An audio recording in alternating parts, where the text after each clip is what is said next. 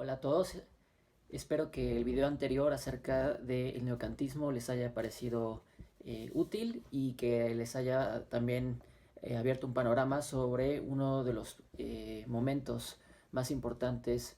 de la historia de la filosofía de finales del siglo XIX y, como dije, también de principios del XX en Europa, pero como también dije en el video anterior, hay algunas repercusiones que también fueron relevantes en el pensamiento filosófico en México a principios del siglo anterior. A continuación, en este video quisiera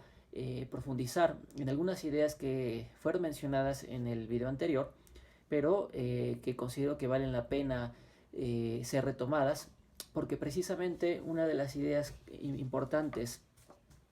que quiero transmitirles es el hecho de que,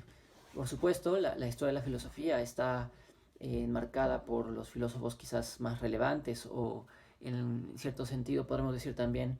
que mucha de la historia de la filosofía pues es comprendida en primer momento a partir de los enormes pilares que la componen,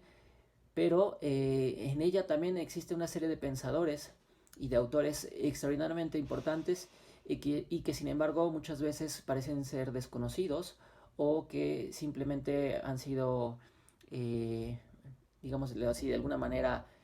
ocultados por las grandes figuras. Y ese es el caso de los filósofos neocantianos que fueron mencionados en el video anterior, pero que también en algunos casos pudimos abordar algunos de sus pensamientos más importantes. En este sentido, para este video quiero mencionar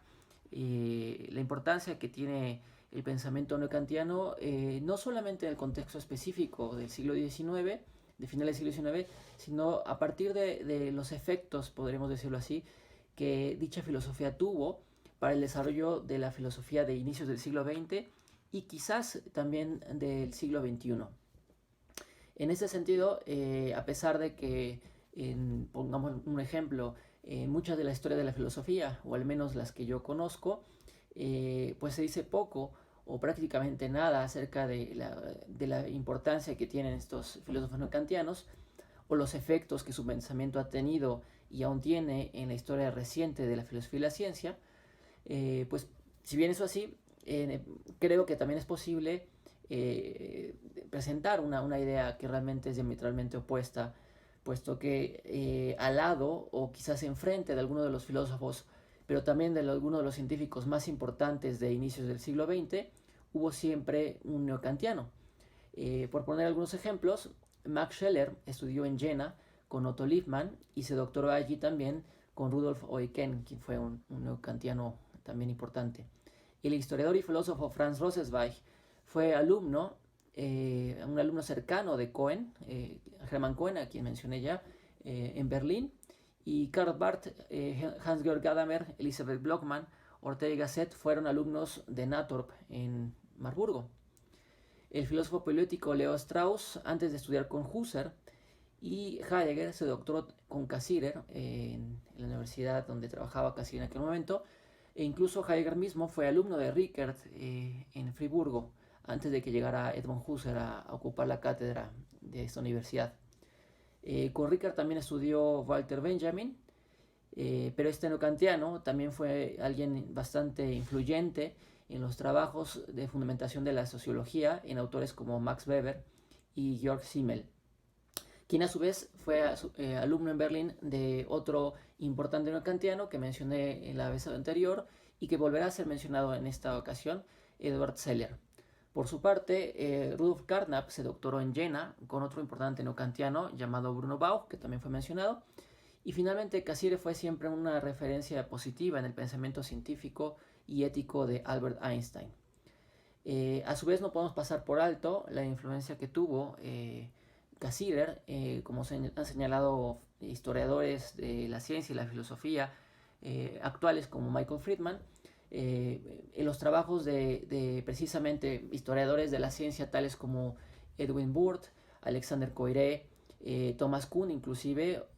y a su vez también, como han señalado otros autores como Moore,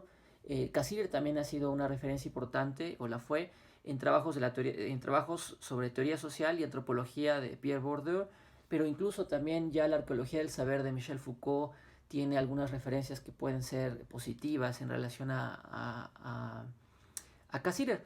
De acuerdo con el mencionado Friedman, se podría decir, y esto es una cita, el idealismo lógico de la Escuela de Marburgo ejerció una profunda influencia en la epistemología del positivismo lógico de comienzos del siglo XX.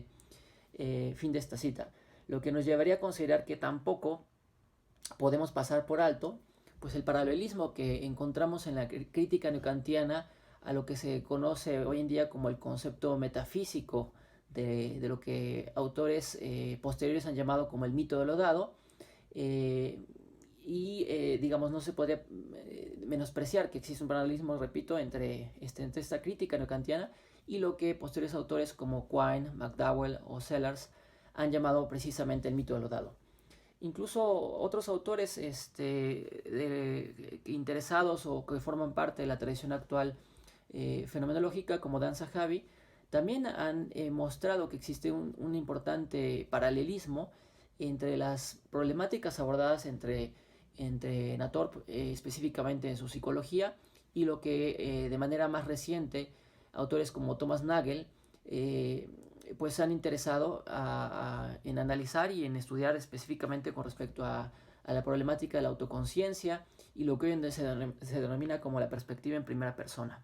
Y bueno, podríamos continuar con más ejemplos, pero bueno, lo importante es señalar aquí entonces cómo la comprensión de lo que es la filosofía contemporánea, si bien no de manera explícita, al menos sí de manera implícita, tiene una referencia extraordinariamente importante y está extraordinariamente precedida también por las aportaciones de estos filósofos neocantianos. Incluso en ese sentido no es sorprendente ver que autores como Pierre Gordon y el mencionado también Michael Friedman afirman que el neocantismo hoy en día debe ser considerado justamente como una pieza clave para entender el desarrollo de la filosofía del siglo XX e incluso para entender la ruptura entre las llamadas tradición continental y lo que también se conoce como la tradición analítica, dos de los pilares quizás más importantes de la filosofía que podríamos llamar contemporánea, o al menos, por lo menos, en la medida en que es una categoría que quizás empieza a problematizarse, en la medida en que se ha usado ya durante largo tiempo, al menos sí la filosofía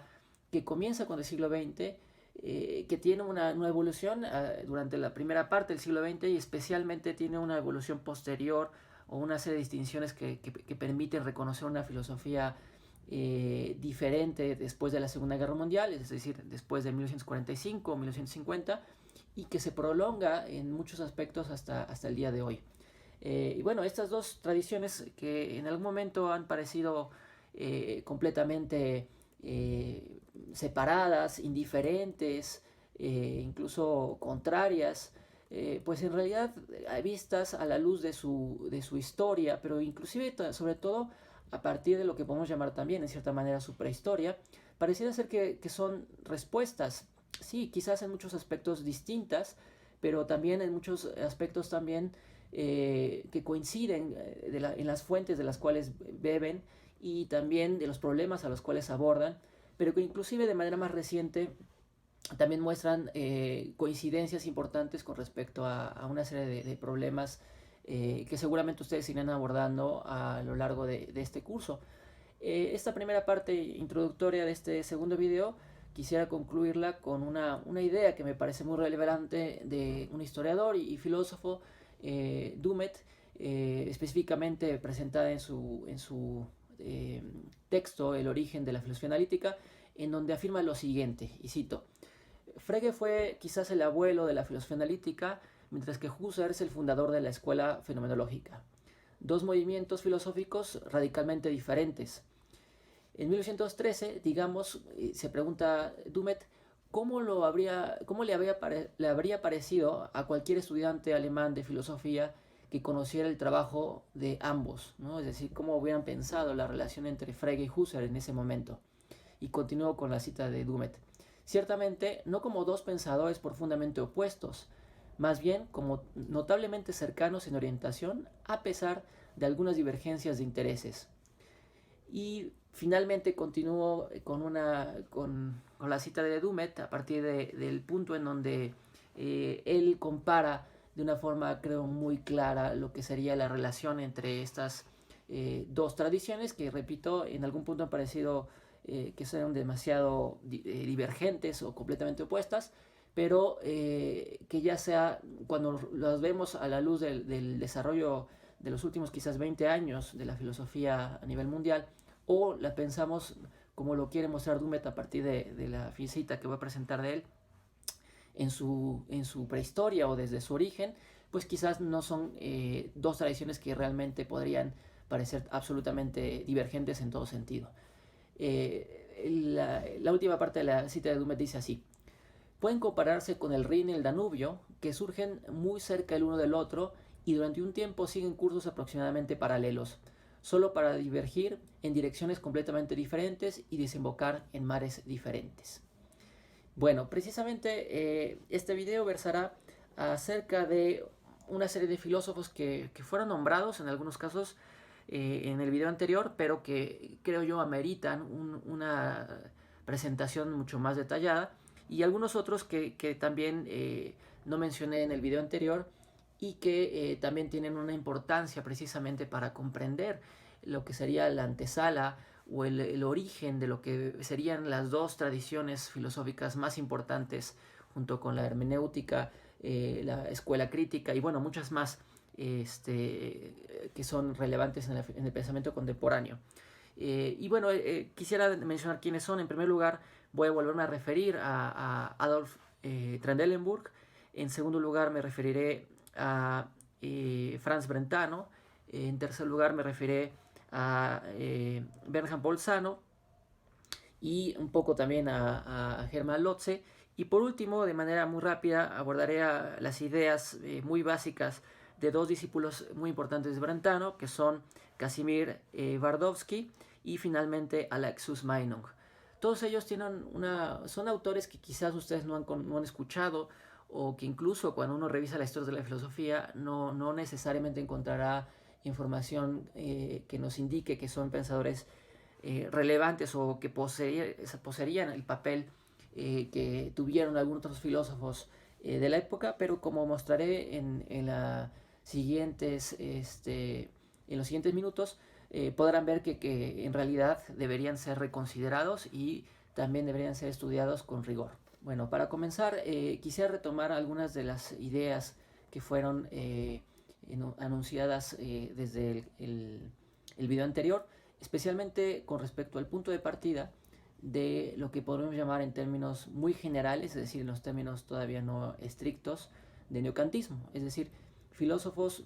que de una u otra manera se reconocen a sí mismos o fueron agrupados por los historiadores como filósofos que ya no continúan con las tendencias de la filosofía idealista alemana, especialmente de Hegel, y que precisamente se caracterizan por una posición hostil con respecto a la idea de la filosofía, de la ciencia y, como veremos también, de la lógica por parte de este gran filósofo, y que se caracterizan por una búsqueda de nuevas fuentes y nuevos paradigmas con respecto a lo que es el trabajo filosófico, pero que también no dejan de atender lo que es la importancia de la nueva ciencia positiva desarrollada precisamente a lo largo del siglo XIX. En este sentido, no todos los filósofos que podríamos llamar neocantianos son precisamente autores que se dedicaron a un estudio minucioso de Kant, pero sí de alguna otra manera se vinculan con Kant y a veces no solamente de forma positiva, sino que incluso también son críticos con Kant, ¿no? Bueno, en este sentido quisiera en primer lugar mencionar a los dos filósofos con los que comencé la vez pasada, que son Adolf Trendelenburg y Hermann Lotze, para poder mostrar justamente el camino que quisiera señalar a partir de ahora y que permite vincular a los filósofos a los cuales me voy a referir y que, repito, son en primer lugar el propio Trendelenburg, un poquito también de Lotze, pero especialmente hablaremos de Bernhard Bolzano, un filósofo que podemos llamar austriaco, que nació en 1796 y que murió, nació en 1781 y murió más o menos a finales también del siglo XIX. Y en segundo lugar decía también, estos filósofos tienen una importancia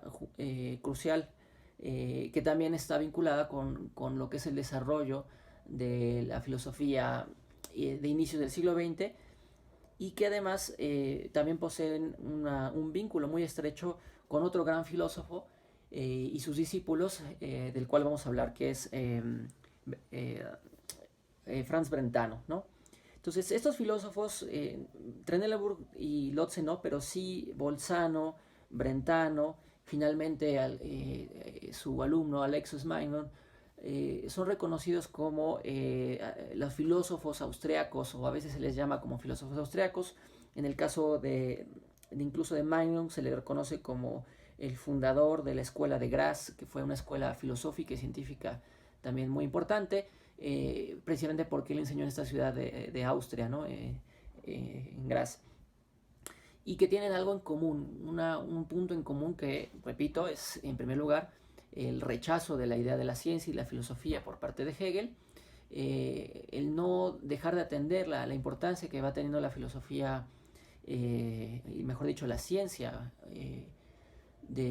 también del siglo XIX, pero también todos ellos tienen como rasgo característico la búsqueda de una nueva inspiración, pero también una nueva comprensión de lo que es el trabajo filosófico y sus fundamentos, ¿no? Es decir, lo que había dicho la vez pasada como la cientificidad o el rigor que debería caracterizar a la filosofía, una vez que ella misma pone en claro sus propios fundamentos, ¿no? En este sentido, quisiera mencionar entonces que en todos estos filósofos hay una idea crucial que está, digámoslo así, que se repite, pero que no significa que esto sea siempre la misma idea, sino es más bien la misma inquietud, la misma fuerza que apunta hacia una serie de cuestiones, pero que encontrarán en cada uno de sus casos respuestas más bien distintas, y que sin embargo compartirán también algunos elementos cruciales, por ejemplo, negativos con respecto a la concepción ya sea hegeliana, pero incluso kantiana, de la filosofía, y que podremos agrupar, como veremos a continuación, de una manera más o menos consistente. El concepto que servirá para poder abarcar a todos estos filósofos es justamente la idea de la lógica que encontramos en ellos, ¿no? Y precisamente aquí la palabra lógica no significa una disciplina específica de la filosofía, tampoco podría ser concebida como la lógica formal, ¿no? que estudiamos todos o muchos de nosotros al inicio de la carrera, y por la cual también nos interesamos, porque mucha de esta lógica en realidad es un producto posterior a las ideas o los intereses o inquietudes que movían a estos filósofos, y que en cada uno de sus casos podría nombrarse bajo el rubro de una lógica, ¿no? Entonces aquí la palabra lógica tiene un sentido mucho más amplio, en el cual están en realidad involucradas una serie de problemáticas que para quizás muchos de nosotros hoy en día no necesariamente son parte de este sentido restringido de lo que significa lógica. Y con eso me refiero al hecho de que bajo la idea general de lógica se agrupan problemas que tienen que ver con, en primer lugar, lo que llamaremos teoría del juicio, y ya hablaré en un momento de esto. En segundo lugar, problemas que tienen que ver con filosofía de la ciencia o teoría de la ciencia. Y en tercer lugar, con problemas que podemos llamar metafísicos, o incluso en sentido específico como ontológicos, ¿no? Entonces, esa es, como se pueden dar cuenta, una idea muy amplia de lo que significa la palabra lógica, y que sí, en cierta forma condice con lo que, por ejemplo, el propio Kant o Hegel llamará lógica, pero precisamente se apartarán de ellos porque ellos quieren buscar una nueva manera, una forma distinta de pensar precisamente esta idea de la lógica. Y en ese sentido, había dicho ya que Trendelenburg es un punto crucial de inicio, porque él, al apartarse o simplemente no considerar la idea de la filosofía y de la ciencia, y por tanto también de la lógica, en Hegel como el paradigma con el cual él quisiera trabajar, busca en Platón y en Aristóteles una nueva fuente de renovación de lo que implicaría la idea de la filosofía, y ahora les digo con toda claridad de lo que significaría la lógica, precisamente como el soporte o la estructura fundamental desde la cual se debería pensar el rigor de la filosofía y de la ciencia misma. Pero en términos incluso todavía más amplios, podría decirse que la problemática que es el gran legado quizás de Trendelenburg a sus discípulos, empezando precisamente por Brentano y bueno, algunos otros, es el hecho de que más allá de lo que podría ser una disciplina, como dije ya, e inclusive una serie de problemas que parecieran ser a veces estar completamente separados, es decir, hablar de epistemología, hablar de teoría de la ciencia, hablar de metafísica como cosas separadas e inclusive incompatibles, en realidad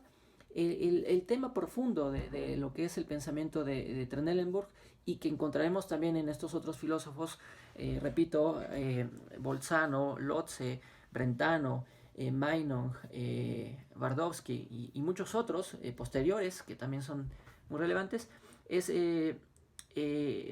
problema de la relación que existe entre el ser y el pensar. Es decir, el problema de fondo es cómo comprender esta relación entre la realidad y el pensamiento, ¿no? Recuerden ustedes que el famoso fragmento 3 de Parménides justamente apunta a esta idea, y que es un elemento fundacional de la concepción occidental de la filosofía, y que a pesar de ser extraordinariamente breve, posee una serie de implicaciones cruciales para el resto de pensamiento, incluyendo o llegando hasta nosotros, ¿no? Este fragmento que dice en griego Togar noein estinte kai einai, es decir, puesto que pensar es lo mismo que ser, y bueno, inclusive ya esta traducción es problemática porque esta vinculación entre ser y pensar podría, definida como bajo la idea de mismidad, de unidad, de comunidad, pues resulta problemática, ¿no? Porque por un lado uno podría pensar que existe simplemente eh, una correlación, o como si fueran dos cosas completamente ajenas una a la otra, pero que de alguna manera se ensamblan, ¿no? O podría pensarse más bien que este ensamble no es simplemente una relación externa con respecto a dos elementos preexistentes, es decir, como si el pensamiento preexistiera o fuera separado o indiferente al pensar, al ser, perdón, y que solamente de manera posteriori se vinculan, sino podría pensarse más bien que existe una relación que podemos llamar a priori o necesaria y esencial entre el pensamiento y el ser, entre el pensamiento y la realidad, ¿no? Y que resultan completamente inseparables. Pero también podemos pensarlo de otras maneras, es decir, que el pensamiento efectivamente es esencial al ser, pero en realidad es esencial en la medida en que es completamente dependiente de lo que de facto resulta existente o es real, es decir, como si en primer lugar lo fundamental fuera la realidad o lo existente, y solo el pensamiento llegara posteriormente a ello y fuera dependiente o que esencialmente dependiente de este. O incluso podría pensarse al revés, que lo primero es el pensamiento, y que lo que resulta dependiente de él es más bien lo real y lo existente, ¿no?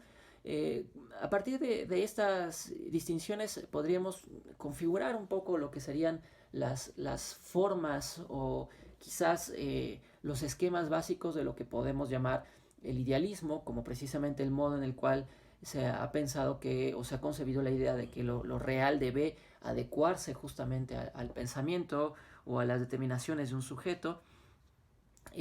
O al revés, podemos hablar del realismo, ¿no? Es decir, como aquella idea en la que lo fundamental es lo real y existente, eh, y que solo el pensamiento resulta ser algo precisamente secundario y que debía adecuarse a lo primero, ¿no? Sin embargo, existe también otro problema en esta situación, que es el que aquí yo he partido de una mera expresión sin encontrar todavía una definición, la verdad, una definición de qué entendemos por lo real o por la realidad, definida como aquello que se entiende por ser o existente, y qué entendemos por pensamiento, ¿no? Es decir, qué se define y qué se entiende por pensamiento. Todas estas cuestiones son entonces preguntas, problemas, asuntos que son relevantes para todos estos filósofos mencionados y obviamente para otros más, pero que intentan ser abordados desde un nuevo paradigma, el paradigma platónico aristotélico en gran medida. Y como había dicho ya, Trendelenburg es alguien que se vivirá como una especie de iniciador, que justamente guiará un espíritu o mostrará en cierta manera o inspirará a otros a pensar justamente estas cuestiones. Ahora bien, decía que una de las obras importantes de Trendelenburg era desde este interés, dos obras, ¿no? Por un lado, sus investigaciones lógicas, que es una obra que fue importante en su momento y fue una obra muy leída. Y en segundo momento, también otra obra también mencionada en el video anterior, es su compendio, conocida también como su compendio o su antología de textos de Aristóteles, conocida como la Elementa Lógica Aristotélica. Ahora bien, a partir de este trabajo, Trendelenburg se interesa precisamente en Aristóteles, en la medida en que encuentra en Aristóteles la inspiración o la fuente misma de lo que deberíamos comprender por la lógica, ¿no? Y algo que resultará crucial, no solo para él, sino para una serie de filósofos, es que a su modo de ver, el origen de la idea misma de la lógica aristotélica está justamente como digamos, de manera editorialmente correspondiente, encontramos en el primer texto del Organon, es decir, el libro acerca de las categorías. De tal manera que esta obra aristotélica representa justamente el origen del problema de esta comunidad o esta vinculación entre ser y pensar, al plantearse la pregunta, Trendelenburg, de qué son las categorías aristotélicas, es decir, si las categorías aristotélicas nos hablan de meros pensamientos en el sentido de meras representaciones que tienen, digámoslo así, validez o que son aplicables únicamente a lo que podemos llamar meros conceptos que tienen sentido en nuestra mente, o si por ejemplo las categorías son otra cosa, si las categorías son en realidad determinaciones de las cosas mismas que son presentadas justamente a través de juicios, o si existe una comunidad mucho más estrecha precisamente entre las categorías y finalmente el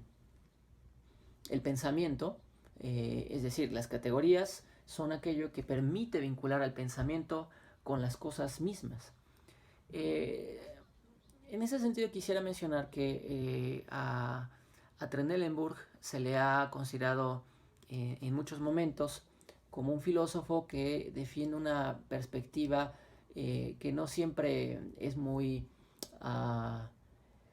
adecuada o quizás que sea muy justa con la perspectiva defendida por el propio Trendelenburg. Es decir, se considera que, o sea, ustedes quizás encontrarán en algunos libros de texto que la postura de Trendelenburg es que las categorías expresan únicamente relaciones gramaticales, ¿no? Y sin embargo eso es falso, y sin embargo a su vez es algo que debemos considerar en la medida en que Trendelenburg es un filósofo que precisamente reflexiona no solamente acerca de qué sentido poseen las categorías, sino que también desde una perspectiva que podríamos llamar más bien moderna, se pregunta también acerca por el origen, es decir, por la génesis misma de las categorías. Es decir, no solo se pregunta qué fueron las categorías para Aristóteles, sino cómo obtuvo Aristóteles las categorías. Y en esto quisiera entonces detenerme un momento. El origen de las categorías es importante porque para gran parte de la filosofía moderna, quizás especialmente a partir de Hume, posteriormente con Kant y finalmente con los filósofos idealistas, a los que especialmente Hegel, con el cual se confronta Trendelenburg. A pesar de esa confrontación hay entonces un vínculo que es el problema del origen, ¿no? El problema de la génesis del pensamiento, pero también la génesis de la realidad misma, ¿no? De la realidad misma que resulta estar estrechamente vinculada de una u otra forma con el pensamiento. Entonces, para Trendelenburg, la pregunta por el origen de las categorías es una pregunta que está esencialmente conectada justamente con el sentido mismo y el alcance de dichas categorías. Y esto también tendrá repercusiones no solo para él, sino para los otros filósofos que he mencionado. Y efectivamente Trendelenburg considera que es posible considerar o es posible creer que las categorías, que son aquello que también a veces se ha traducido como los predicamentos o los predicados o las formas de la predicación, está esencialmente vinculada a la estructura gramatical de las proposiciones justamente en las cuales o a partir de las cuales podemos estudiar a las categorías. Recuerden que el contexto general de las categorías aristotélicas es acerca de qué es el lenguaje, pero no pensado en su generalidad más amplia, sino qué es lo que podemos hoy en día llamar el lenguaje epistémico, ¿no? El lenguaje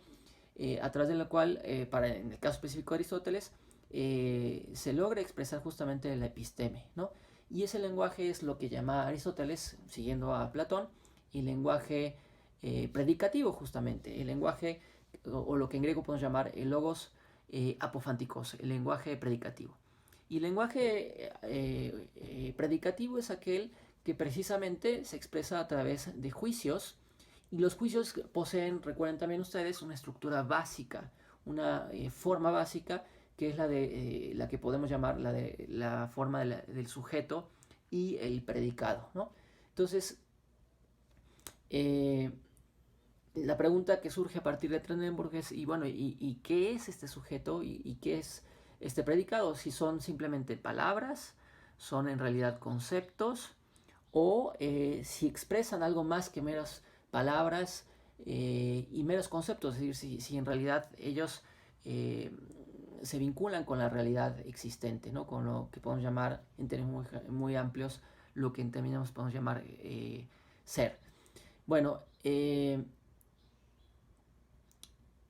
Trendelenburg considera que las categorías aristotélicas nos muestran en primer lugar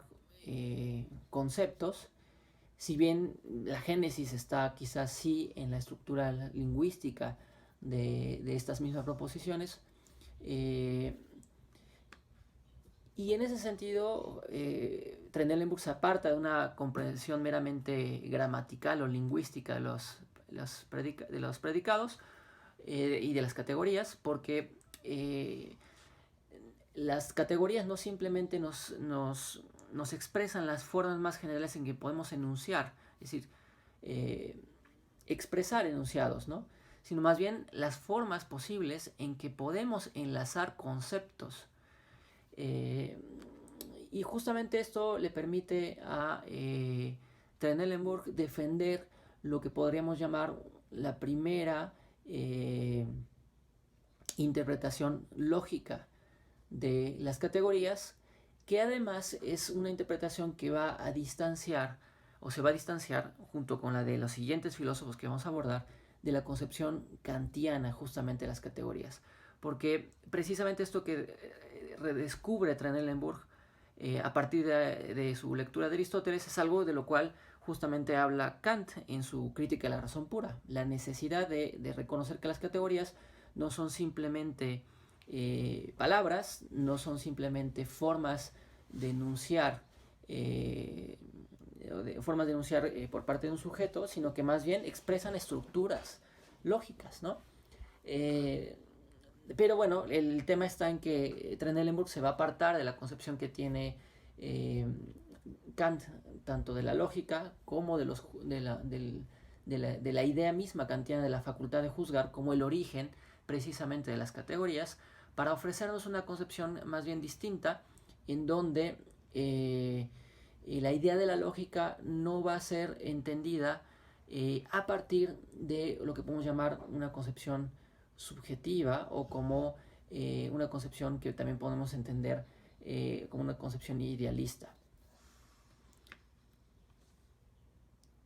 Cabe destacar que Trendelenburg no fue, si bien fue el primero en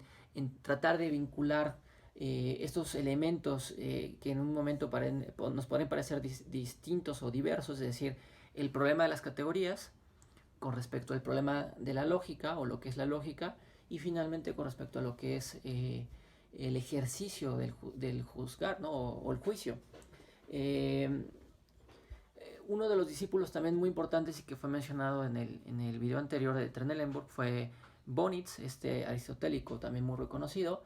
Y Bonitz defendía una concepción más bien opuesta justamente de la teoría de las categorías de Trendelenburg, porque él decía que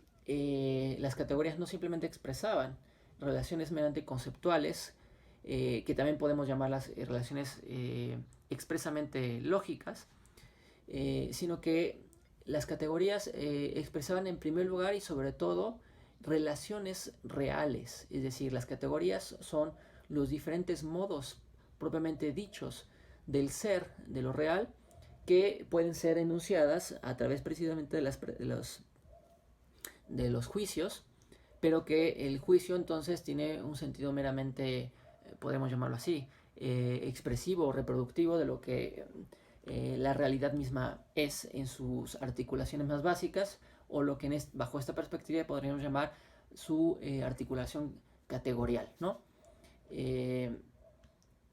último, como también se ha dicho, bueno, no el último, pero sí otro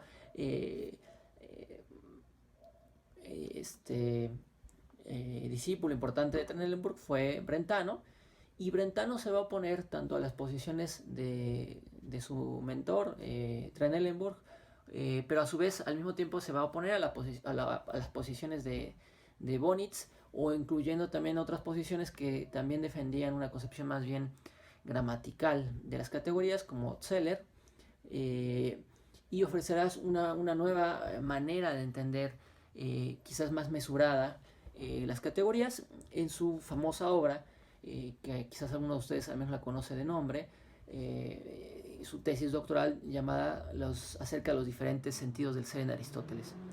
En esta obra Brentano reinterpreta lo que es la tabla de las categorías aristotélicas a partir de su concepción de lo que es los diferentes sentidos del ser, como entendiéndolos como una serie de distinciones que surgen a partir del concepto fundamental de analogía. En términos muy generales, podría decirse que para Brentano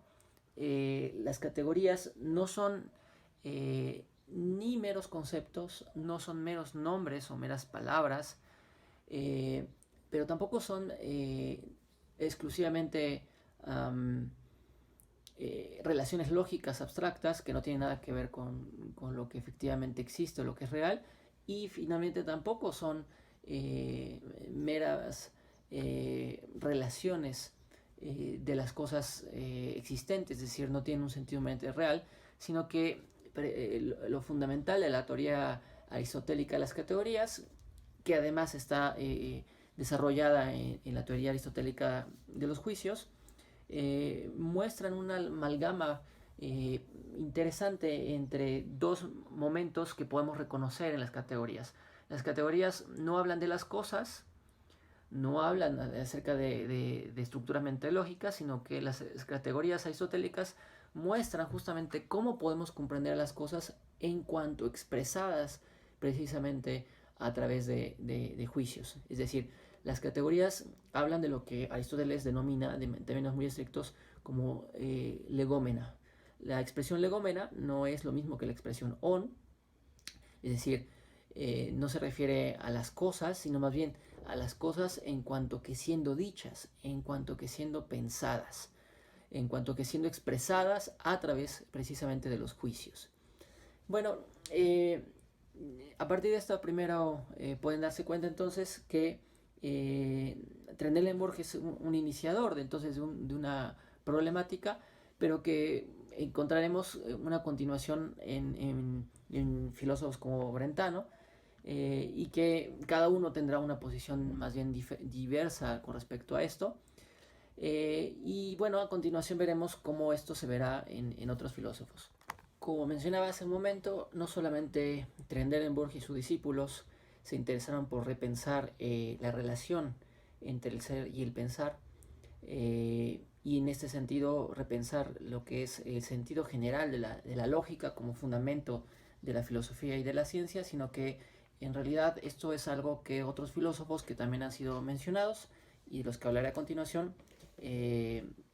forman parte, ¿no? Y me refiero específicamente a Hermann Lotze y Bernard Bolzano. Para poder hablar de ellos quisiera mencionar que otro elemento fundamental para poder entender estos intentos por repensar el sentido de la lógica y de la filosofía misma implica una confrontación, no solamente con Hegel, y bueno, lo que implicara su idea de la lógica, sino también, en este caso, con el propio Kant. Es decir, decía ya que se les conoce como filósofos neokantianos a muchos de ellos simplemente por el hecho de ser filósofos post-hegelianos y que desarrollan sus ideas de manera más o menos semejante o a veces de manera contemporánea con otros filósofos que efectivamente sí que se interesaron directamente por Kant, pero en realidad estos otros filósofos a los que me voy a mencionar son extraordinariamente críticos no solo con Hegel, sino con Kant mismo, y hay un elemento, un punto de vinculación respecto a uno y otro caso, y es el elemento crucial es lo que Kant denomina la deducción subjetiva de las categorías. Para hablar de ello, entonces, vale la pena mencionar rápidamente qué entiende Kant por esto y por qué se oponen estos filósofos a esta cuestión. Y es más o menos la siguiente. Kant está de acuerdo en términos muy amplios con la idea de que las categorías que se remontan hasta precisamente Aristóteles expresan los modos de ser de aquello que nosotros podemos conocer del mundo.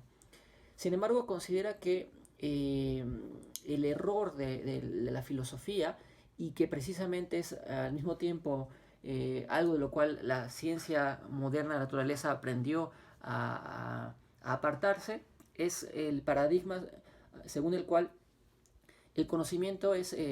un ejercicio de adaptación, o si quieren decirlo así, de consecución o de captación de una realidad preexistente, y que nosotros más o menos tenemos que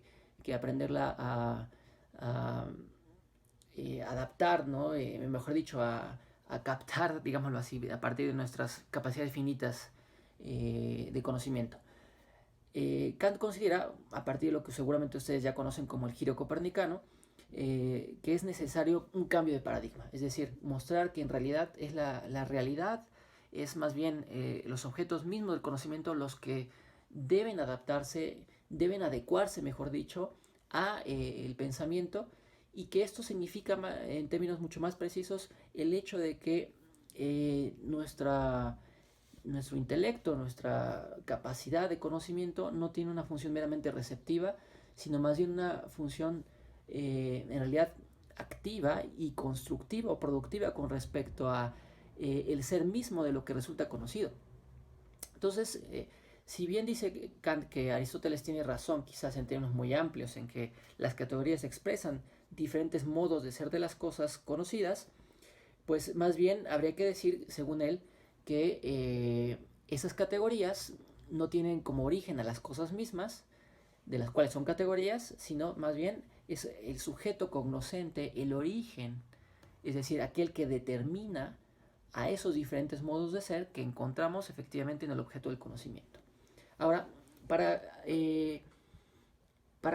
Kant esto es posible en la medida en que todo conocimiento, y en esto repitiendo de una vez más a Aristóteles, todo conocimiento se expresa a través de juicios, y que todo juicio es el resultado de lo que vamos a llamar aquí el acto subjetivo del juzgar, y que el acto subjetivo del juzgar está presente en lo juzgado justamente en el momento crucial de la composición precisamente de los juicios a través de las estructuras fundamentales que son el sujeto y el predicado a través de la cópula. Para Kant, la cópula, lo que llamamos el es, justamente es, digámoslo así, la huella indeleble de la subjetividad que queda incluso presente una vez que la subjetividad ha llevado a cabo un cierto conocimiento y lo ha expresado a través de un juicio, en precisamente lo conocido en el juicio, ¿sí? Entonces, para Kant, un sujeto y un predicado, en la capacidad, en la medida en que estos sujetos predicados pueden expresar conceptos o representaciones heterogéneas, y que no están contenidas unas y otras, existe la posibilidad de poderlas enlazar. Y ese enlace es una actividad subjetiva, es el producto de una actividad subjetiva, y esa actividad está regulada a través precisamente de las categorías en cuanto a funciones subjetivas y funciones productivas subjetivas del contenido mismo de lo que va a ser unido a través del acto subjetivo del juzgar, ¿no? Entonces, en términos muy generales, esa es la manera en cómo piensa Kant las cosas. Sin embargo, como había dicho ya también en el video anterior, hacia finales o mejor dicho, hacia mediados del siglo XIX, hay un intento por comprender a Kant desde los logros o los avances de la ciencia positiva, específicamente de la psicología, y decía también que hay entonces un intento de leer a Kant desde una perspectiva más bien psicológica, ¿no? Ahora, esto no es algo exclusivo con respecto a Kant, es decir, Kant tiene una lectura o una comprensión de lo que llamará él mismo la lógica en su sentido fuerte o en su sentido determinante con respecto a lo que llamaríamos el contenido mismo del conocimiento, lo que entonces llama Kant una lógica trascendental, sino que también ya hay otros intentos por comprender lo que es la idea mucho más amplia y más general de la lógica, anteriores especialmente vinculadas a la tradición empirista, que son precursores de esta concepción que podemos llamar psicológica o, como veremos en un momento, psicologista del sentido, pero también del origen de lo que es la lógica, ¿no? Entonces, quizás lo relevante es que si ya existen estos antecedentes, es más bien hacia principios del siglo XIX y mediados del siglo XIX, donde podemos encontrar una serie de autores que están decididos a definir el origen subjetivo de la lógica en términos psicológicos. Este intento es algo que filósofos ya más bien posteriores como Gottlob Frege y Edmund Husserl, entre otros, llamarán expresamente psicologismo y de manera más específica psicologismo lógico. El psicologismo es pues el intento entonces de demostrar que las diferentes funciones, conceptos y elementos que componen a la lógica pueden ser entendidas como, en su origen, como el resultado de la composición o también de la actividad de una mente o de un psiquismo, digamos que tiene una realidad espaciotemporal, o inclusive todavía podemos ir más allá, podemos decir que ese psiquismo que tiene una realidad espaciotemporal es al mismo tiempo un producto o un subproducto de las estructuras biológicas que componen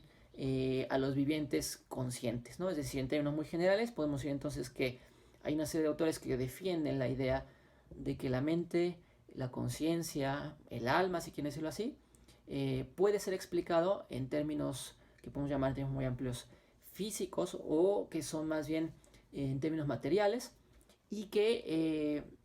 en este mismo sentido a la lógica como algo que resulta pensado o que es propio del pensar de una subjetividad concreta, pues puede ser entendida también a partir de estas explicaciones que en términos muy generales podemos llamar naturalistas. Entonces, ya no solamente las ideas de Trendelenburg apuntan a una confrontación con este tipo de concepciones, sino que lo que defenderá Lotze, Bolzano, Husserl, Frege y otros filósofos es una idea que contraviene y critica precisamente a este psicologismo lógico? Bueno, seguramente más adelante en este mismo curso o en otras lecciones, en nuestras materias, ustedes abordarán de manera ya más específica la crítica ya sea de Frege o ya sea de Husserl al psicologismo. Y a continuación me quisiera concentrar en la manera en cómo, si a pesar del hecho de que él no jamás utilizó la expresión psicologismo o se refirió expresamente a lo que implicaría estas explicaciones psicológicas de la lógica, a pesar de eso podemos ver que en Bernard Bolzano y sobre todo en su idea general de lo que es la lógica, definitivamente encontramos elementos cruciales que ya sean que efectivamente influyeron en estos otros filósofos, como en el caso específico de Husserl, en su antipsicologismo, o que quizás más bien son antecedentes de estas críticas, antecedentes quizás en el sentido de que se anticiparon en algunos casos al menos unos 50 años a las críticas del psicologismo, sin siquiera haberse, digámoslo así, preocupado por hacerlo de manera expresa, ¿no? Entonces, para comenzar quisiera mencionar que Bernard Bolzano es un filósofo que en términos historiográficos a veces se agrupa junto con el propio Franz Brentano o con discípulos también como de Brentano como Alexus Meinong, como filósofos austriacos, o a veces se les llama la escuela austriaca de filosofía, o a veces inclusive en el caso de Meinong se habla todavía de manera más explícita o más específica de la escuela de Graz, ¿no? Porque Meinong enseñó en algún momento en la ciudad de Graz, la Universidad de Graz, en Austria, y bueno, se le reconoce de esta forma, ¿no?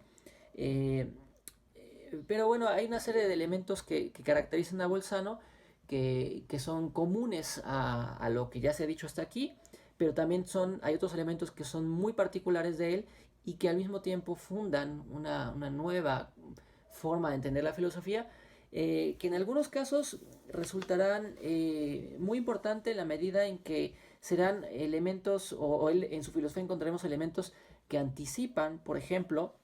posturas que encontraremos 100 años después. Es decir, Bolzano anticipa ideas que encontraremos en algunos casos 100 años después, por ejemplo, en Tarski y en Carnap, con respecto a lo que llamaríamos una definición semántica de la lógica, ¿no? O, como decía, con respecto al psicologismo, o mejor dicho, la crítica al psicologismo, aunque Bolzano no hablaba abiertamente de esto, sí que su filosofía es crítica con respecto a esto, y que anteceden a Frege y a Husserl al menos unos 50 años. Pero también con respecto a otros elementos que encontramos en Frege específicamente, aunque también en Husserl, y no solo en Frege y en Husserl, sino en gran medida en la idea de lo que podemos llamar la idea de la lógica contemporánea, mucho más cercana a nosotros, como lo que llamaremos a partir de unos momentos la idea crucial de Bolzano de las proposiciones en sí. Es decir, la idea de que aquello con lo que está compuesta la lógica o la lógica misma es un ámbito completamente diferenciable e irreductible al mundo real concreto, y que encontraremos también en otros filósofos como Russell, o inclusive en Karl Popper o en algunos otros filósofos, ¿no? Bueno, entonces, para poder abordar estas cuestiones, quisiera mencionar en primer lugar que Bolzano es un filósofo poco conocido en algunos ámbitos, pero que realmente es un filósofo de enorme talla, no solamente porque desarrolló una lógica propia y como veremos en gran medida influyente o que anticipa algunas otras ideas, sino porque además es un filósofo extraordinariamente, o fue un filósofo extraordinariamente prolífico y que abordó prácticamente todos los campos del saber, ¿no? Es decir, de la filosofía, ¿no? Trabajó cuestiones de ética, trabajó cuestiones también de teología, de metafísica. Y bueno, si de algo sirve, y si a un filósofo se le puede a veces ver su importancia en alguna manera en la medida de las obras que él produjo,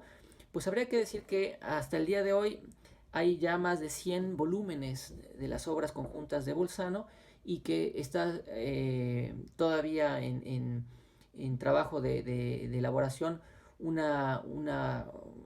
colección que va a contener 130 volúmenes, ¿no?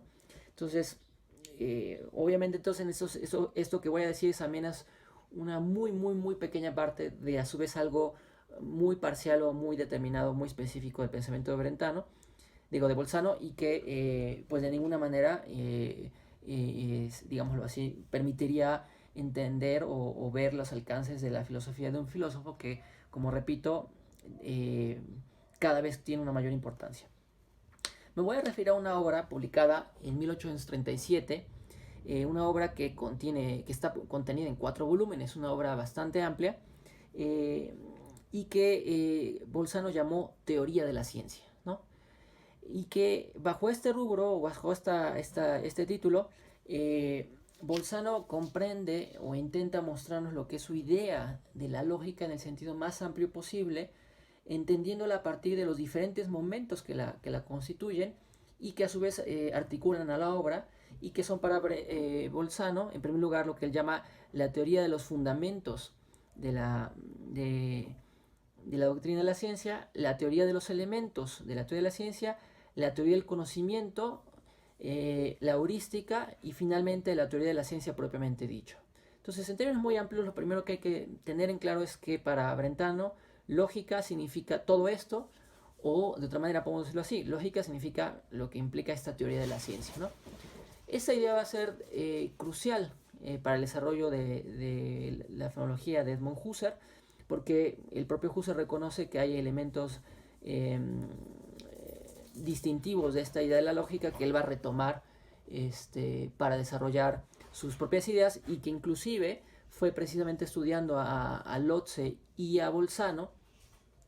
y también a Leibniz, como Husserl se curó finalmente, pongámoslo así, de haber de alguna manera haberse acercado en su primera obra filosófica a una posición más o menos psicologista, que fue duramente criticada por Frege y que finalmente fue superada ya en su obra de 1900, Las investigaciones lógicas, ¿no? Entonces, permítanme mostrarles rápidamente cuáles son los elementos que componen esta idea de la lógica, en donde encontramos, como repito, si no explícitamente, al menos implícitamente, una separación, un alejamiento precisamente del psicologismo, y al mismo tiempo no solamente una posición vía negativa de lo que implicaría la lógica, sino al contrario, alejándose del psicologismo, es decir, del intento de diluir a la lógica a una serie de determinaciones mentales o de productos de un sujeto espacio-temporalmente determinado. Lo que va a proponer Bolzano es entonces una de la lógica que precisamente mostrará cómo salvar completamente a la lógica de todo intento de dilución o de reducción de la lógica a el mundo real, pongámoslo de esta forma, ¿no? En ese sentido, tanto Bolzano como a Lotze y como a algunos otros filósofos se les conocerá como unos nuevos filósofos platónicos, o como una especie de platonismo lógico, o también otros nombres que se les ha dado, no lo tomen muy en serio, más que entre cosas como para que tengan una idea de lo que implica esto. Se les llama como realistas lógicos, o incluso como un realismo semántico, de manera más contemporánea se les ha nombrado así, especialmente a Bolzano. Esto significa entonces que para Bolzano el ámbito global de la lógica es algo que debe ser perfectamente diferenciado del ámbito de lo que llamaríamos los eventos reales. Es decir, la lógica no puede ser reducida o diluida a la psique de un individuo, o a las capacidades o a los actos psíquicos de un individuo, en la medida en que, si bien para poder, si bien la lógica y los objetos lógicos son pensados a través de la psique de un individuo, justamente ella misma no es algo que pueda ser entendido como el producto justamente de esa actividad psíquica determinada, ¿no? En cierta manera, entonces, lo que podemos decir es que Bolzano defendería, junto con otros filósofos también, que la lógica y los objetos lógicos y las relaciones lógicas participan justamente eh, de, eh, de los actos psíquicos, pero no son algo que tenga como sede, como origen a estos actos psíquicos, ¿no? Entonces, en términos muy generales, lo que propone Bolzano en primer lugar es una separación de la psicología y de la lógica. Y para ello entonces Bolzano nos dice que la lógica no puede ser pensada como una especie de arte o una especie de tecnología que se defina como el arte del pensar, ¿no? Es una de las ideas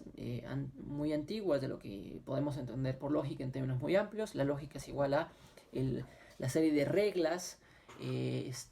o la disciplina que nos permite entender cómo pensar adecuadamente. Entonces, entendiendo por ello cómo nosotros debemos organizar nuestras ideas, nuestros conceptos, ¿no? Para poder engarzar mejor nuestros pensamientos, ¿no? Entonces,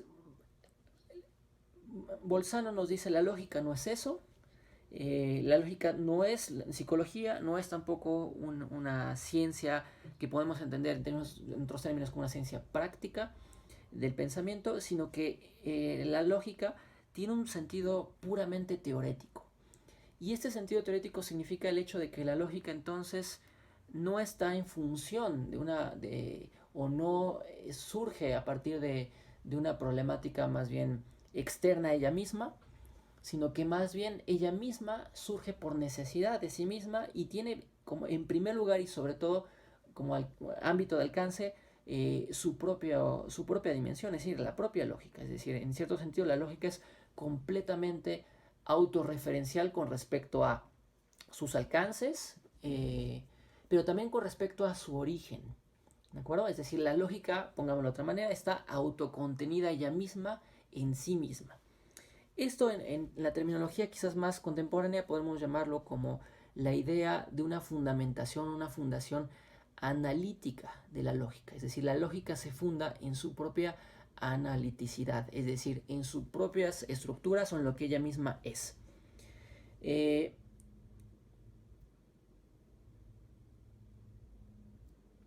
Para poder entender cómo nos dice Lotze que es necesario o que es posible justificar esta idea de la lógica, pues es necesario ver ya de manera más específica algunas ideas que encontramos en esta obra extraordinariamente voluminosa, ¿no? de 4 tomos. Yo simplemente me voy a referir a un par de cuestiones muy básicas de lo que implicará esta idea de la lógica, ¿no? Algo que sí es claro para Bolzano también es el hecho de que la lógica, en cuanto disciplina teorética y como fundamento de toda posible disciplina teorética ajena a ella misma, pero que se funda en ella misma, la lógica tiene como finalidad última el descubrimiento de la verdad, ¿no? Y entonces acá hay una relación importante entre lo que entenderá Bolzano por verdad y lo que entenderá por lógica, porque finalmente, si bien podemos entonces hablar de la lógica como un dominio, un ámbito en sí mismo, pues la verdad que corresponde a la lógica es un ámbito también en sí, es decir, hay verdades en sí y hay entonces también el camino, pongámoslo así, en sí mismo que conduce a esta idea de la lógica, ¿no?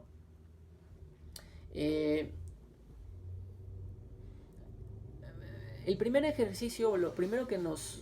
propone Bolzano para lograr entender esta diferencia entre la lógica y la psicología y por tanto entonces cómo él defiende su idea de lo que es lo que hoy llamaríamos antipsicologismo, es que Bolzano nos dice contra Kant que es necesario diferenciar, aunque por otro lado no separar, el acto subjetivo del juzgar con respecto al contenido al contenido que bien podremos llamar ideal de los juicios. Y que ese ámbito ideal de los juicios es un ámbito, como repito, un ámbito en sí mismo, y que es completamente separable de las palabras, de los enunciados y también en las cuales son transmitidos estos juicios, y también son separables del acto subjetivo del juzgar. Pongamos un ejemplo entonces. Si yo digo, por ejemplo, el caballo es negro, yo tengo que diferenciar entre las palabras que permiten efectivamente expresar lo que hoy llamaríamos esta proposición, con respecto a también lo que también sería el acto subjetivo a través del cual yo enuncio estas palabras, es decir, la manera en cómo en mi mente tiene que haber una serie de procesos que permitirían justamente el enunciar esta proposición, pero en última instancia entonces hay tres elementos que hay que diferenciar claramente. La proposición, lo que llama más claramente Bolzano la proposición en sí, con respecto a su enunciación, es decir, la manera en cómo las palabras justamente sirven para presentarla, y con respecto a lo que sería el acto subjetivo a través del cual resulta enunciada dicha proposición. En ese sentido, cada uno de estos elementos posee su importancia y su necesidad, porque finalmente si no tuviéramos palabras que sonaran, digámoslo así, a través de mi boca y que fuesen expresadas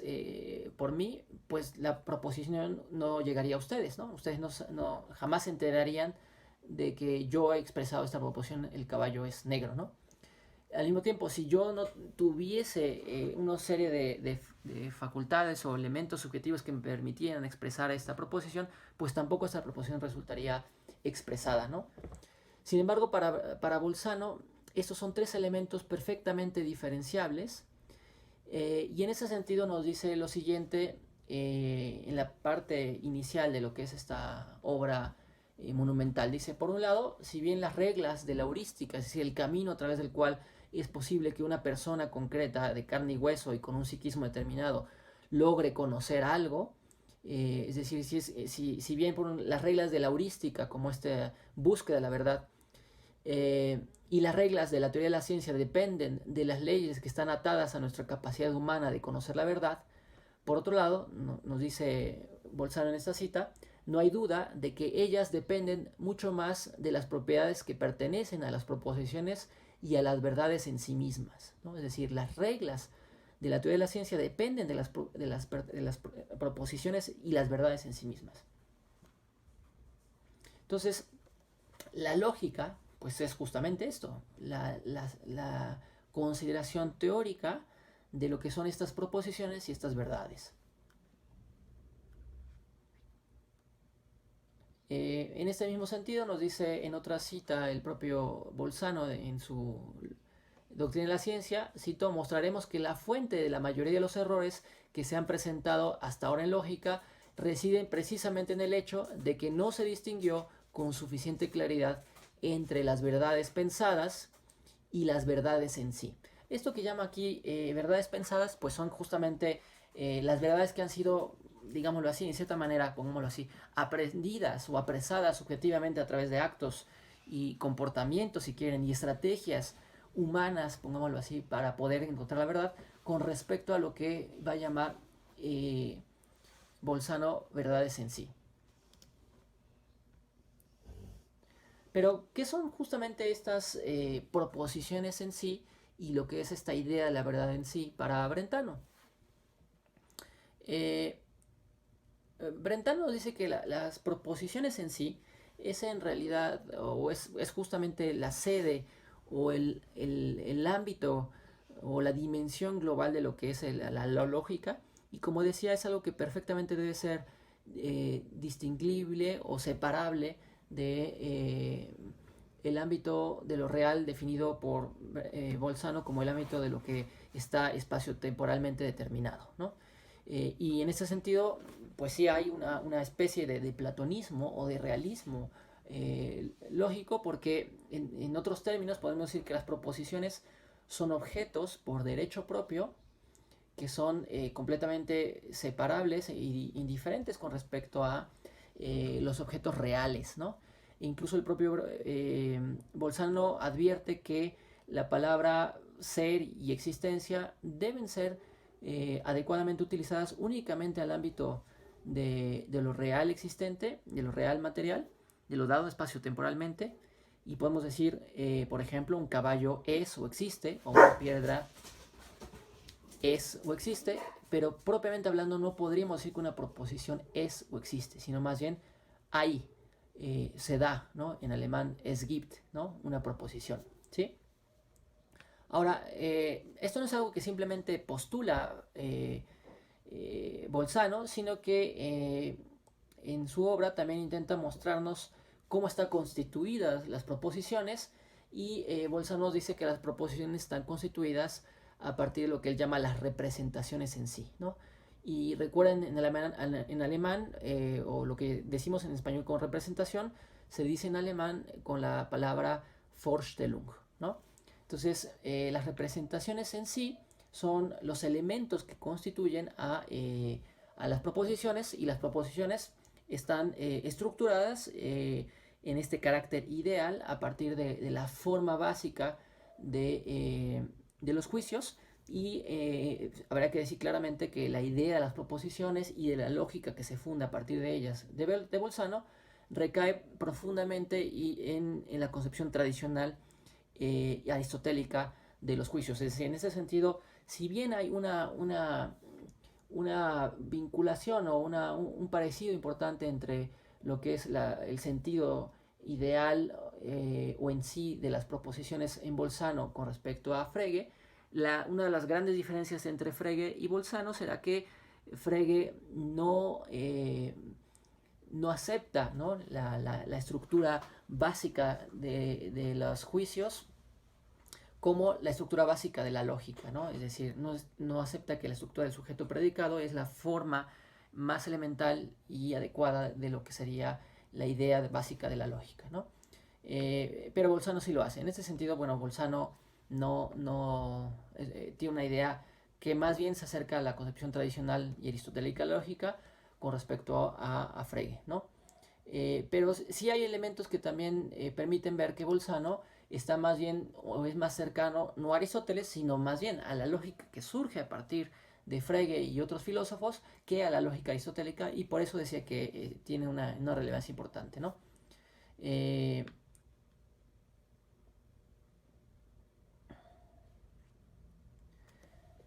Decía entonces que las proposiciones están compuestas de representaciones, y las representaciones para Bolzano son los elementos mínimo necesarios que permiten la composición de una proposición, y estas representaciones curiosamente no tienen como sede el pensamiento o la mente o el psiquismo de un individuo. O sea, una representación para Brentano sería, por ejemplo, caballo o negro. Sin embargo, cuando digo caballo, la representación caballo no tiene justamente necesariamente un sentido que remita a algo real, sino que precisamente Bolzano pareciera ser que se anticipa a una distinción que encontraremos por un lado en Brentano, por otro lado en Meinong, por otro lado en este último discípulo que mencionaré de Brentano, que es Bardowski, que encontraremos también en Husserl, pero que también encontraremos en Frege, entre el contenido precisamente de lo que llamaríamos los actos mentales y los objetos, ¿no? El contenido y los objetos, en términos muy amplios, podemos llamarlos de las representaciones, ¿no? Entonces, para Bolzano, una representación en sí misma no es una cosa real, sino más bien una representación es lo que decía ya que bajo la perspectiva de Brentano y sus discípulos especialmente se llamará el contenido, ¿no? Entonces, por ejemplo, podemos decir de manera más o menos consecuente, ya sea con Bolzano o con estos otros filósofos, que la representación caballo es un objeto ideal en el sentido en que no existe en el mundo que podemos ver y tocar, pero que sí que tiene una correspondencia o puede tener una correspondencia con un objeto que podemos ver y tocar y al cual llamamos caballo, ¿no? Entonces la lógica no habla de los caballos que podemos ver y tocar, sino más bien de las representaciones, ¿no? El segundo punto importante para Bolzano es que las representaciones pues, pueden entenderse a partir de diferentes determinaciones, y en ese sentido a Bolzano se le ha considerado un precursor o alguien que anticipa, como ya dije, por más de 100 años, una concepción semántica precisamente de la lógica que encontraremos de manera posterior, y que esto se puede ver claramente a partir de su distinción fundamental de las representaciones con respecto a si son representaciones vacías u objetivas, ya sea singulares o finalmente también generales, ¿no? Para Bolzano el término objetivo hace alusión a aquello que es en sí y que precisamente está como contenido precisamente en una propia representación. Esto es un poco enredado de entender al principio, pero con ello lo que podemos ver es que Bolzano está redefiniendo lo que es el concepto kantiano de analiticidad de los juicios, algo que finalmente también acercará a Bolzano con Quine, por ejemplo, ¿no? Bolzano entonces hace una distinción, como decía ya, que podemos llamarla una distinción tripartita entre el objeto de la representación, lo que llamaríamos hoy en día la extensión precisamente del concepto, y en ese sentido entonces la extensión del concepto está determinada a partir de estos elementos que acabo de mencionar, que son si las representaciones pueden ser vacías o si se refieren a un objeto determinado, si son singulares o son generales, ¿no? Entonces, Bolzano sienta las bases de una nueva fundamentación de lo que llamaríamos una lógica extensional a partir de esto,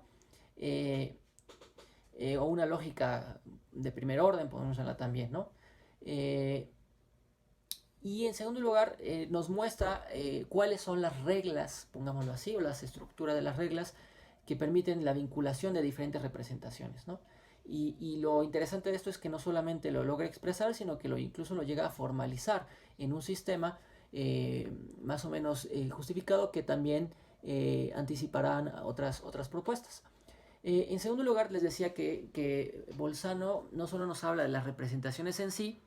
que al vincularse o unirse permite la composición de lo que llamaríamos las proposiciones en sí, entendiendo por las representaciones que componen las proposiciones elementos que son totalmente dependientes de la totalidad que llamaremos proposición, y que en ese sentido son más bien momentos y no piezas separables unas de las otras. El segundo elemento que decía importante de Bolzano es su idea de la verdad en sí, ¿no? Para Bolzano la verdad, digámoslo así, se puede entender como en dos momentos, ¿no? Por un lado como una verdad subjetiva, es decir, aquella verdad que es equivalente al conocimiento como precisamente el proceso subjetivo de la adquisición del conocimiento y de la verdad, pero que es justamente esto lo que tendría que ser completamente separado de lo que llama las verdades en sí. Las verdades en sí entonces para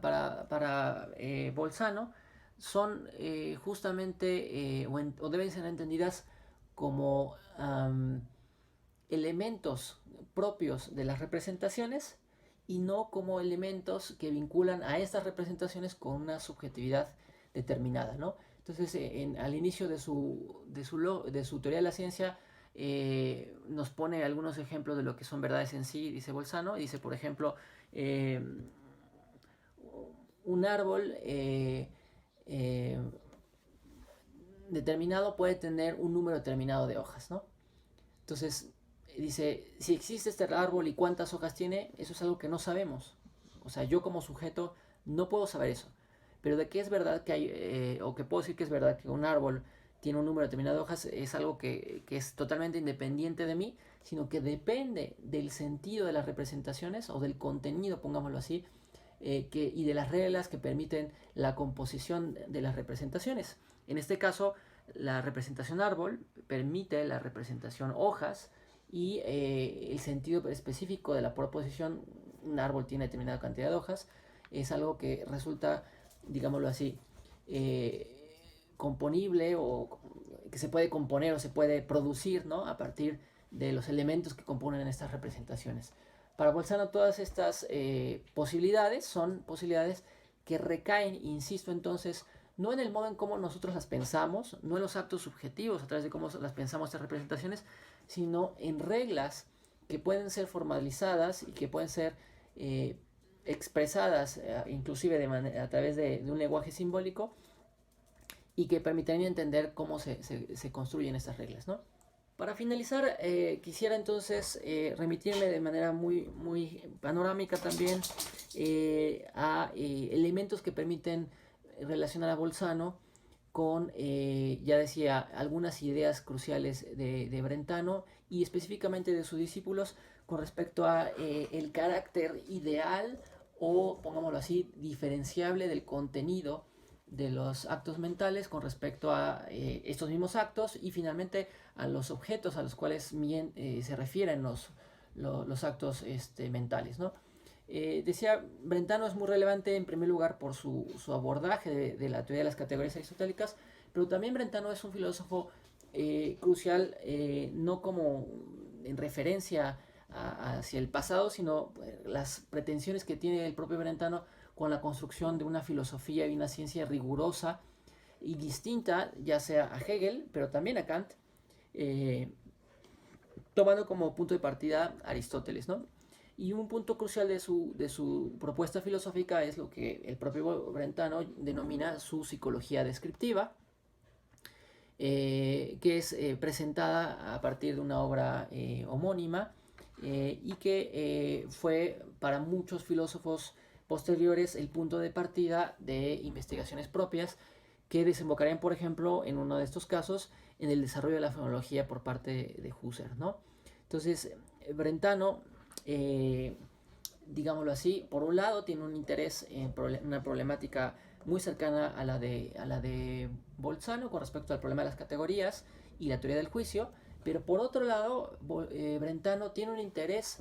por desarrollar aquello que también forma parte del proyecto de Bolzano. Decía que la teoría de la ciencia de Bolzano implicaría también una teoría del conocimiento, solo que la teoría del conocimiento, como las reglas acerca de cómo podemos nosotros conocer como sujetos a las verdades en sí y a las proposiciones en sí, pues es algo que depende y que presupone a las verdades en sí y a los objetos y a las proposiciones en sí. En el caso de Brentano, la psicología es una disciplina completamente diferenciable y separable de la psicología experimental y la ciencia de naturaleza, no a partir de una serie de determinaciones meramente estipulativas o metodológicas, sino a partir del objeto mismo que permite entender a esta disciplina y que además permite entender que ella es una disciplina primera, no una disciplina que es posterior o que presupone a otras, como en el caso de Bolzano. Es decir, decía Bolzano, para él lo primero son los fundamentos de la lógica y la reflexión acerca de la idealidad, o si quieren decirlo así, objetividad de la lógica y los objetos lógicos, las proposiciones y verdades en sí, y solo posteriormente se reflexiona acerca de cómo es posible conocer eso. En el caso de Brentano, más bien las cosas son al revés. En primer lugar, es necesario pensar cómo desde la psicología se puede reflexionar sobre todo lo demás. Ahora, la psicología de Brentano se caracteriza, como decía hace un momento, porque no es simplemente una ciencia que se define en términos meramente metódicos o procedimentales, sino a partir de su objeto de estudio. Y su objeto de estudio, dice Brentano, son los objetos o los fenómenos psíquicos, para decirlo más claramente, que son perfectamente diferenciables de los fenómenos materiales o los fenómenos físicos que estudian las ciencias de la naturaleza. En ese sentido, la psicología no es una ciencia de naturaleza. Para Brentano, la psicología debe fundarse como una disciplina por derecho propio, separable de la ciencia de naturaleza, y que tiene como fundamento pues, el modo de ser propio de su objeto. los fenómenos psíquicos son aquellos, dice Brentano, que se caracterizan por lo que ya en la escolástica se denominaba como la intencionalidad, ¿no? Entonces, los fenómenos psíquicos son aquellos que poseen, dice Brentano, una referencia intencional o que mientan, y aquí la palabra mentar significa eso, el establecer una relación, una referencia con un objeto a través de un acto psíquico, pero que esa referencia, lo interesante de ello es que es algo inmanente o que forma parte del propio acto. Es decir, no es que por un lado haya actos y por otro lado haya las cosas a las cuales se refiere y la referencia misma, sino que los actos intencionales, nos dice Brentano, justamente se caracterizan por lo que él denomina inexistencia intencional. Aquí la palabra inexistencia no significa la negación de lo que existe, sino más bien significa lo que en latín quiere decirse como lo que está en o existe en. Y la referencia intencional de los actos intencionales es un elemento que compone o que determina esencialmente a los actos. Es decir, la referencia es algo inherente al acto mismo o a los fenómenos de conciencia misma y, como decía, no algo externo, ¿no? Entonces, esto significa entonces, dice Brentano, que cuando, por ejemplo, yo efectúo un acto determinado como es el ver, necesariamente el ver requiere, justamente para poder ser el acto subjetivo de conciencia que es, pues un objeto que resulte referido por él, en este caso algo visto, ¿no? Entonces lo visto pertenece en cuanto referido por el acto como algo esencialmente inexistente, es decir, que existe en justamente el acto intencional o en el acto psíquico como tal. Esta idea, que en realidad va a ser criticada por el propio Brentano, decía, va a ser fundamental para sus discípulos, pero también va a ser una idea que resulta criticada, porque esta idea de la inexistencia pues resulta ambigua, ¿no? Porque decimos, bueno, ¿en qué forma efectivamente el objeto está en el acto de conciencia? Es decir, ¿en qué forma podemos decir que lo visto está en el acto subjetivo del ver? ¿No? Y estas son una preocupación que tuvieron, como decía, discípulos de Brentano, como lo son Edmund Husserl, pero también como lo son otros filósofos de bastante, digamos,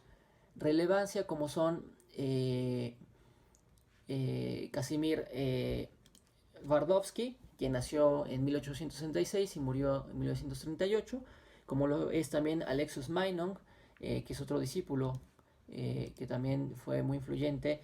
por ejemplo, en Russell y en otros filósofos, quien nació en 1853 y murió en 1920. Y bueno, hay otros filósofos también como Carl Stumpf, que también son importantes en el desarrollo, por ejemplo, de la psicología y otros ámbitos, ¿no? También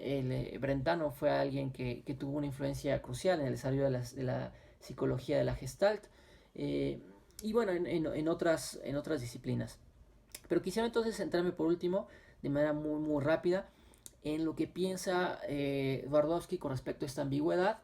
y que presenta o que él desarrolla en una obra que desarrolló hacia finales justamente del siglo XIX, específicamente en 1894, y que lleva como título Contenido y objeto de las representaciones, ¿no? Entonces, Twardowski dice que para poder, digámoslo así, tener claridad con respecto a de qué forma están constituidas las representaciones, que precisamente son aquello a lo cual se remiten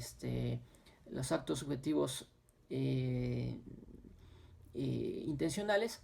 Twardowski considera que es necesario diferenciar entre contenido y objeto precisamente de los actos intencionales, ¿no? Decía ya, esta distinción en gran medida es semejante a la que había hecho Bolzano, y sin embargo Bolzano la piensa de una manera muy distinta, ¿no? a Twardowski, porque el referente directo de Twardowski es Brentano y sobre todo su teoría de la intencionalidad. En el caso de Bolzano no es así. Bolzano está totalmente volcado pongámoslo así, al lado objetivo de la correlación intencional. En cambio, Twardowski, Husserl y finalmente Magnon intentan pensar el problema desde los dos momentos constitutivos, el lado subjetivo del acto y el lado objetivo, ¿no? Entonces, lo que posibilita justamente esto es el hecho de que al diferenciar entre el contenido y finalmente el objeto intencional, es posible entonces mostrar que el contenido es en cierta manera una entidad diferente y no reductible con respecto a precisamente el objeto, ¿no? Y que, por ejemplo, en el caso de lo que serían los actos lingüísticos, se nota claramente, por ejemplo, ¿no? En la medida en que, por ejemplo, podemos tener contenidos distintos expresados en actos subjetivos de expresión lingüística, pero que pueden referirse al mismo objeto, ¿no? El segundo elemento importante que también va a ser explotado no solo por Twardowski, sino por Magnon y finalmente Husserl, va a ser al reconocer justamente esta independencia del contenido de las proposiciones con respecto a sus objetos, es posible que estos contenidos inclusive no tengan un referente, no solo porque carezcan de él, sino porque puede ser imposible que lo tengan, ¿no? Digamos, cuando yo digo el caballo es negro, existe la posibilidad de que efectivamente haya un caballo negro, ¿no? Pero, por ejemplo, cuando digo una montaña de oro, pues eso es un objeto que por definición no puede existir, ¿no? O al menos fácticamente hasta ahora no hemos encontrado una montaña que esté constituida específicamente o únicamente de oro. Pero todavía podemos ir más. Los contenidos pueden ser total y absolutamente inexistentes, no porque en términos fácticos jamás no los hayamos topado o encontrado con ellos, sino porque en su propia constitución existe la imposibilidad de que ellos puedan tener una realidad en el espacio y en el tiempo. Y son lo que podemos llamar los objetos imposibles, ¿no? Como son el cuadrado redondo, ¿no? Es decir, el cuadrado redondo implica una contradicción en la definición de lo que significa ser cuadrado y significa ser redondo. Y en ese sentido no podemos ni siquiera tener una representación visual de ello. Y sin embargo podemos nosotros predicar acerca de él, ¿no? Es decir, podemos decir precisamente que el cuadrado redondo es una imposibilidad, ¿no? Entonces, el cuadrado redondo es un contenido de representación en el sentido en que habla de ello Twardowski, pero también en el sentido en que decía Bolzano que son la representación de algo en sí, pero que tiene un sentido que es totalmente indiferente de lo que resulta ser el mundo real. Bueno, este carácter ideal y separable de la lógica y de su ámbito permite o permitió el desarrollo entonces de una nueva lógica que va a ser completamente contrapuesta o diferenciada de la lógica tradicional. Y en este caso podemos ver a Bolzano como una especie de bisagra que ya decía tiene elementos comunes con Aristóteles o la lógica que se remonta hasta Aristóteles, pero también hay elementos vinculantes o relacionados con la lógica posterior, en donde precisamente Frege, aunque no exclusivamente él, tendrá un lugar central, ¿no? En ese sentido se le reconoce a Bolzano como un filósofo o como el lógico más importante del siglo XIX antes de la llegada de Frege. Bueno, con esto termino entonces este segundo video y espero que con esto se pueda ver la importancia que tienen estos filósofos, como ya decía, no solamente para una tradición determinada, sino precisamente filósofos que están interesados en problemáticas que, viéndolo de manera retrospectiva, son comunes a estos dos pilares o parte de lo que sería las filosofías más importantes que caracterizan lo que hoy podemos llamar la filosofía contemporánea.